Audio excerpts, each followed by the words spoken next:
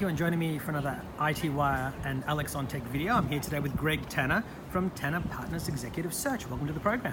Thanks, mate. Now, we're here today, as we can see in the background, at the Refresh CX conference from Freshworks. But before we get on to that, how is business looking in Australia in 2018, and what are the trends for recruitment in Australia? Pretty positive. There's mixed signals out there, but on the whole, you can't complain. I mean, unemployment is low. People are hiring. Mm-hmm. Maybe I'm looking at it slightly biased because I'm immersed in the IT industry. Sure. So that's really going ahead gangbusters in robotics and artificial intelligence. But now across the board, it's quite healthy. Sure. Now, you were one of the speakers today at the conference. So what are some of the trends in the industry regarding CX in Australia? You know, what's the state of play for Australian businesses, and what was sort of the short version of what you spoke about today? Look, what I think came out of today, to my mind, was focused on what's the focus of a CEO. The CEO wants to do more with less whilst improving customer experience. How do you do that? Well, this whole robotics, artificial intelligence, Robotic process automation, is the way to do it. It exploding. improves.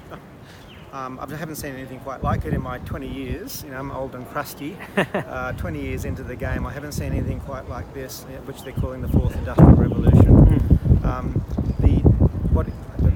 In terms of answering that question, how does it do more with less whilst improving customer experience? I mean, it improves efficiencies. This is where robotics and AI improves efficiencies. It improves security. It reduces costs. All of that together improves customer satisfaction. So you saw the crowd here today. Yeah. You've seen the forums. Everyone's speaking about it. All the forums I run in the customer experience domain can continually get dominated and swamped by talk of intelligent process automation. So everyone wants to know about it. So hence I'm responding to the market, and I find it really fascinating. Yeah, absolutely. So are there sort of skill sets that employers and employees need, either for CX or just in general, that you advise on? It's a really broad skill set required to play in this space, in this domain. So we talked about who's going to be effective in this domain. You've got the data scientists. They're the ones who've probably got the most coverage and paid ridiculous amounts of money. I heard today someone said that data scientist from Google was hired by Uber for $120 million. Yes. Woo! That's the rumor. Yeah. And it was that's what I call the silly end of the market, the Silicon Valley end of the market, all going to IPO and the unicorns. The big four, exactly. Back down to planet Earth. Yeah. I noted that the data scientist median salary punched through 200k in Australia in 2015. And in preparation for today, I looked last night and saw there were 392 jobs advertised online in Australia for data scientists. Wow. So that's a key skill set. What is that skill set? It's a combination of statistics, engineering,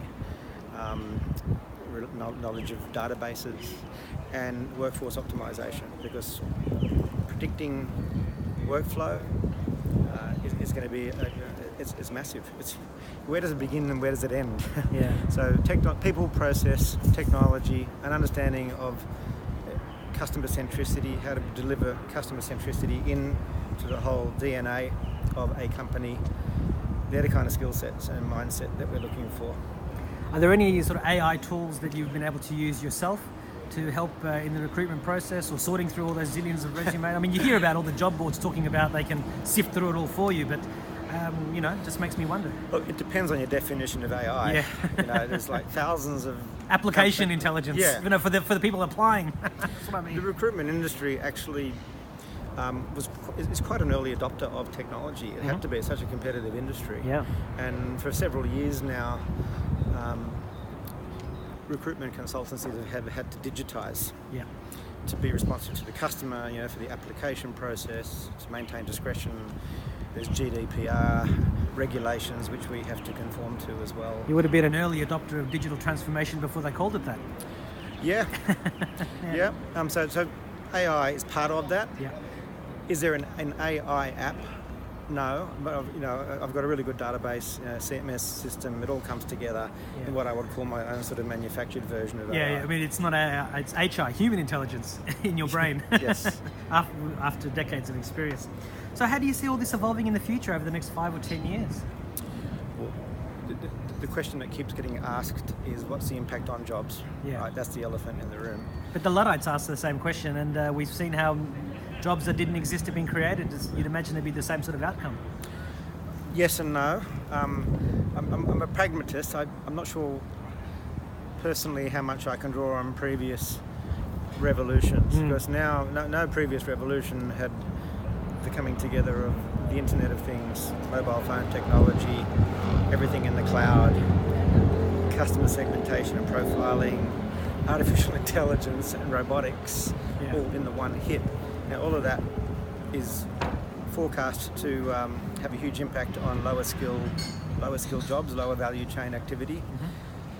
The marketing spiel out there as well will free people up to higher value chain activity. Right? Yes, that's what they say. That's right. What they say, but no one's yet quite told us what those higher value chain activities will be that will still house hundreds of thousands, millions of people. They will be there. I just don't know what they're going to look like. No one knows what they look like yet. Well, that's what I often say. If you know what the future is, you'd be in the Bahamas sipping cocktails, because you will have figured it out and made the squillions. So, as we get towards the end of the interview, I always like to ask, what's the best piece of advice you've ever received to help you get where you are today? Don't be afraid to take risks. I think everyone always says, "Oh, I wish I'd done that." Yeah. And I've made mistakes. I've done that as well. Well, I should have taken more risk. And one thing I have done, I'd like to think, is I had to do is reinvent myself a few times over the last 20 years that I've been hanging around the executive search domain, which you've had to do. Started off in call centres, it went to business process outsourcing, and now, which I would argue is a logical progression into now robotics and AI, in terms of answering that equation again. How do you do more with less whilst improving customer experience? It's now through automation, intelligent automation. So I just find it interesting. I find people interesting. That's why I'm still doing it. Yeah. And so what's the best advice you give to businesses and CEOs? Same thing. Take risks. Yeah. They have to now, more so than ever before. Sitting on your hands. You'll be disrupted by somebody else, right? Technology, it's all about technology. And every company is a technology company now, as they say. Yeah. So the only risk is that you don't do anything, and then that only guarantees that you're going to be going backwards at an increasingly fast rate. Yeah. So you have to be on top of this as a CEO.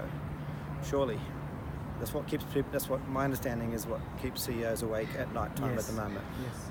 How to do more with less, whilst improving customer experience and increasing profitability, and making sure you don't wake up in the morning and you're being fried. Yeah. Your brand's been fried because you compromised on the operational execution of getting the whole customer experience piece right. Take risks and don't cut corners. That's right. Yeah. So what's your final message to IT Wire viewers and readers, and to your current and future recruitment candidates and companies? Well, as far as IT Wire is concerned, I mean, you're in the right space.